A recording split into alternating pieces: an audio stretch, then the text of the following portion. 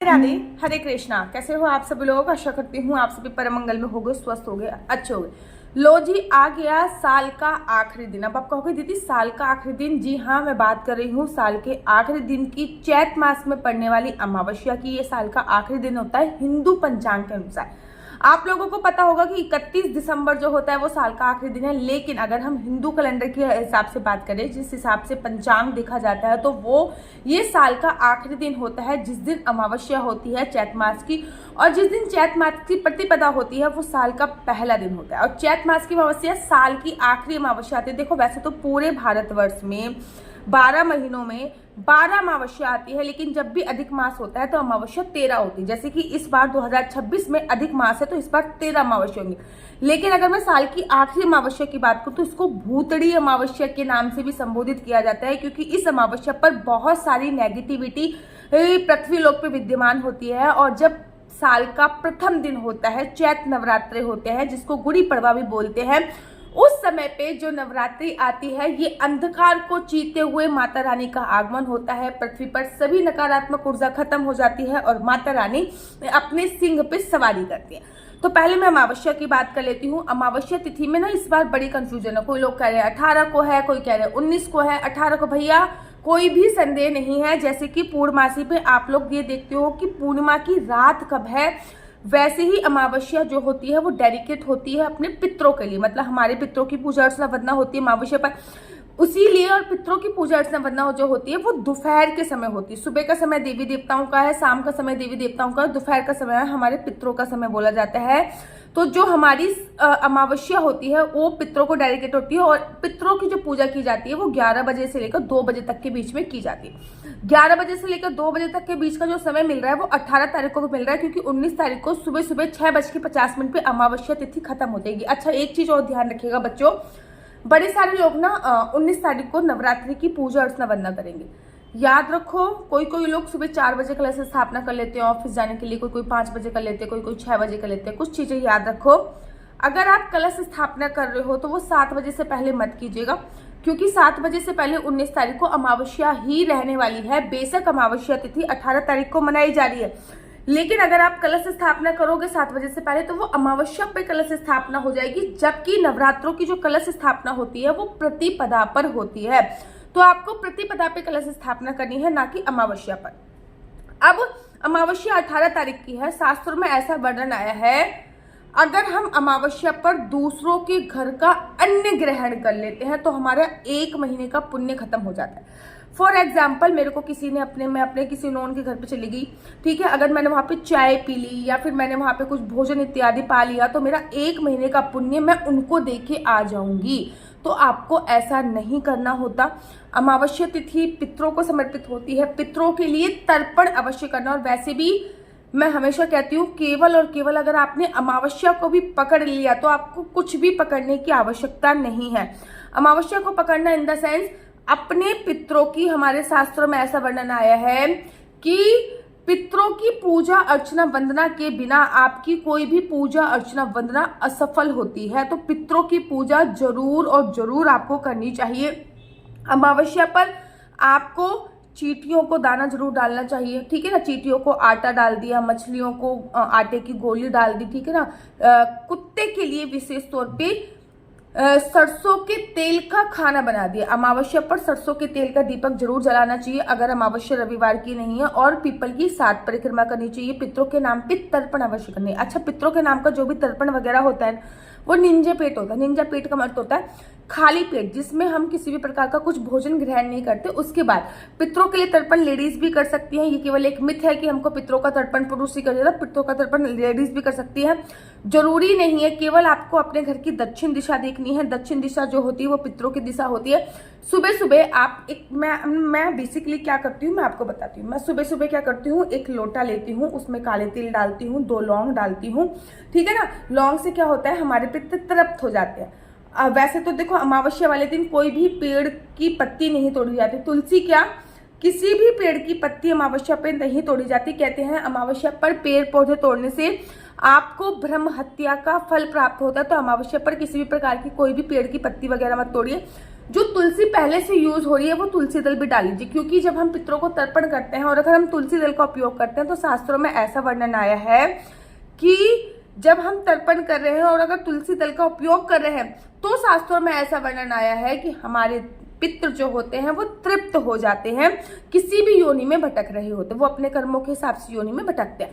अब मैं एक तुलसी दल डाल लेती हूँ, तांबे का ही लोटा लेती हूँ, उसमें मैं अपनी एक उंगली डाल लेती हूँ और उसके बाद गीता के 7वें अध्याय का पाठ आपको करना चाहिए। अगर आप गीता के 7वें अध्याय का पाठ नहीं करते तो गीता का 7वें अध्याय का पाठ सुन भी सकते हैं। उंगली क्यों डालनी है?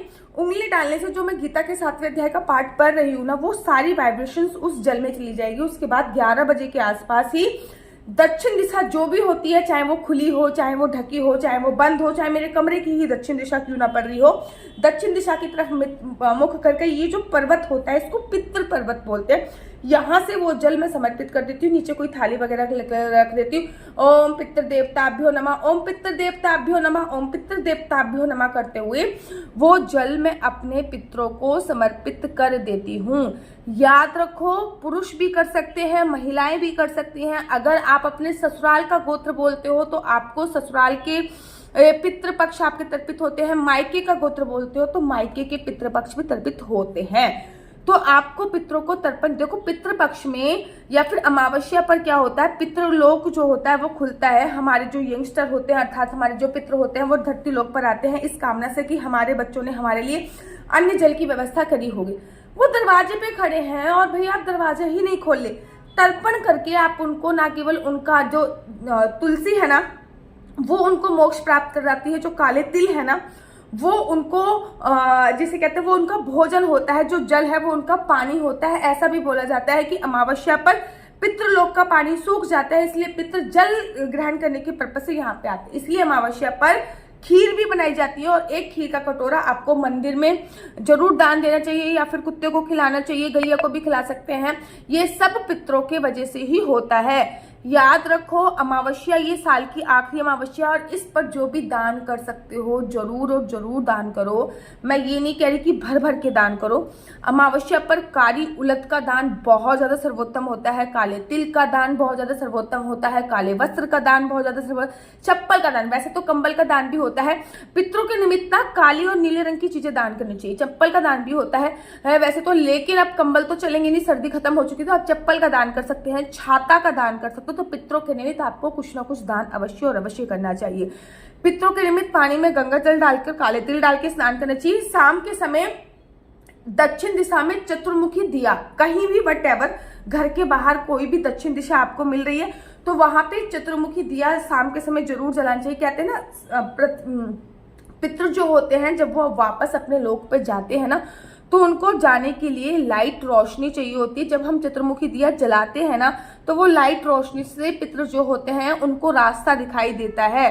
जो हम पितरों के निमित्त इस लोक में दान करते हैं वो हमें उस लोक में मिलता है। देखो, अपने पुण्य का बैंक बैलेंस भर के रखिए। ये जो आप 100, 200, 300, 400, 500 रुपए का दान करते हो ना, यही आपका खाता जो है वो ऊपर जाके आपके साथ जाने वाला है। नहीं तो जहाँ पे जो बैंकों में पैसा रखा हुआ है ना, ये तो यही है, ठीक है गृहस्थ जीवन में है, हर चीज की आवश्यकता है, लेकिन मरने के उपरांत भी आपका जो बैंक बैलेंस आपने दान किया है, कर्म अच्छे करे हैं, पुण्य अर्जित किया है, वही बैंक बैलेंस आपका साथ जाना चाहिए। तो ये चीजें जरूर और जरूर फॉलो कीजिएगा। 18 तारीख को ही फॉलो कीजिएगा। इसके बाद मेरी जो वीडियो आएगी वो बेसिकली आप लोगों के लिए नवरात्रि के लिए लेके आएगी। ये नवरात्रि में सिर धो सकते हैं, नहीं धो सकते, ब्रश कर सकते हैं, साबुन यूज कर सकते हैं, सभी जानकारी मैं आपको प्रोवाइड कराऊंगी वीडियो के माध्यम से। मेरा नंबर नीचे आपको स्क्रीन पे दिख रहा होगा। मेरा नंबर है 429202565। I repeat again 429202565। आपका बच्चा जॉब करेगा या बिजनेस करेगा? बिजनेस करेगा तो किस फील्ड में बिजनेस करेगा, जॉब करेगा तो किस सेक्टर में जॉब करेगा, क्या है आपके बच्चे का लकी नंबर, क्या है आपके बच्चे का लकी कलर, क्या कुंडली में राजयोग है या नहीं, कुंडली में संतान प्राप्ति का योग है नहीं, ये सभी जानकारी आप इससे कुंडली के माध्यम से प्राप्त कर सकते हैं। याद रखिए, कुंडली देखना बिल्कुल भी फ्री नहीं है, कुंडली देखने के थोड़े से चार्जेस है। और इस नंबर पर मुझसे किसी भी प्रकार से कोई भी क्वेश्चन आंसर पूछने के लिए बच्चों फोन मत कीजिएगा, बिकॉज ऑफ द रीजन ये नंबर केवल और केवल मैंने कुंडली दिखाने के लिए दिया हुआ है। राधे हरे कृष्णा। आप लोगों को पता है अक्षय तृतीया आने वाली है, तो मैं अक्षय तृतीया का पैकेज लेके आई हूँ। तो चलिए बताती हूँ। अक्षय तृतीया पे जरूरी होता है लड्डू गोपाल को पूरे शरीर पे चंदन लगाना। अब बड़े सारे लोग जो चंदन लगाते हैं उसमें लड्डू गोपाल हमारे काले पड़ जाते हैं, तो मैं इस बार आप लोगों के लिए जो लेके आई हूँ, इससे लड्डू गोपाल को जितनी बार आप लगाओगे लड्डू गोपाल आपके गोरे ही होते चले जाएंगे। ये है श्रीधाम हर्बल अभ्यंग हर्बल पाउडर। देखिए इसमें क्या है, ब्रजरज है इसमें आप लोगों को केसर, चंदन, आंवला, गुलाब की पत्ती, कपूर, हल्दी, सुगंधित इत्र है। केवल और केवल आपको दही में मिलाना है, लड्डू गोपाल के पूरे शरीर पे लगाना है।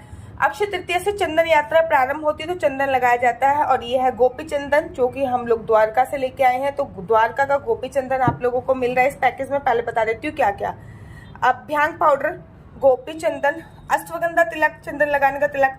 और भैया अक्षय तृतीया है तो चंदन का उपयोग तो होगा, तो चंदन का इत्र, गुलाब का इत्र। ये केवल लड्डू गोपाल का पैकेज है। आपको तुलसी माला, चंदन माला, वैजंती माला, लड्डू गोपाल के हाथ के कड़े। अक्षय तृतीया पे अखंड ज्योत तो जलाई जाती है, तो अखंड ज्योत की बत्ती, दोनों में से कोई भी एक हैंकी आपके पास पहुंच जाएगा। ये है लड्डू गोपाल का रुमाल, लड्डू गोपाल की नंदगांव की ड्रेस, लड्डू गोपाल का नाइट सूट, लड्डू गोपाल का श्रृंगार करने के लिए गोंद, क्योंकि फूलों का श्रृंगार होगा या फिर किसी भी चीज को, लड्डू गोपाल का परमानेंटली एक ये तिलक आप लोगों को मिल जाएगा। टोटल आइटम की बात करूं तो 1 2 3 4 5 6 7 8 9 10 11 12 13 14 15 500 रुपए में आपको 15 आइटम मिल रहे हैं। तो ये लड्डू गोपाल के 15 आइटम अक्षय तृतीया स्पेशल है। अक्षय तृतीया स्पेशल। अगर आप लोगों को अपना पैकेज चाहिए तो बताइए, मैं आप लोगों का भी पैकेज लेके आऊंगी। लेकिन अगर आप इंडिविजुअल इन सामान की बात करोगे ना, तो ये हम 75 रुपए का देते हैं, ये 75 रुपए का देते हैं, ये हम 80 रुपए का देते हैं, ये 100 का 75 का, तो बहुत महंगा पड़ता है। लेकिन ये पूरा आइटम आपको 15 आइटम केवल 500 रुपए में मिल रहे हैं। और अक्षय तृतीया स्पेशल पैकेज है, फटाफट से आप लोग ऑर्डर कर दीजिए नीचे दिए गए नंबर पे। राधे राधे, हरे कृष्ण, हरि बोल। अगर आपको मेरी वीडियो अच्छी लगती है तो आप अपने YouTube चैनल हरि बोल को लाइक शेयर सब्सक्राइब करना बिल्कुल भी मत भूलिए। तब तक के लिए मुझे दीजिए इजाजत। राधे राधे, हरे कृष्ण, हरि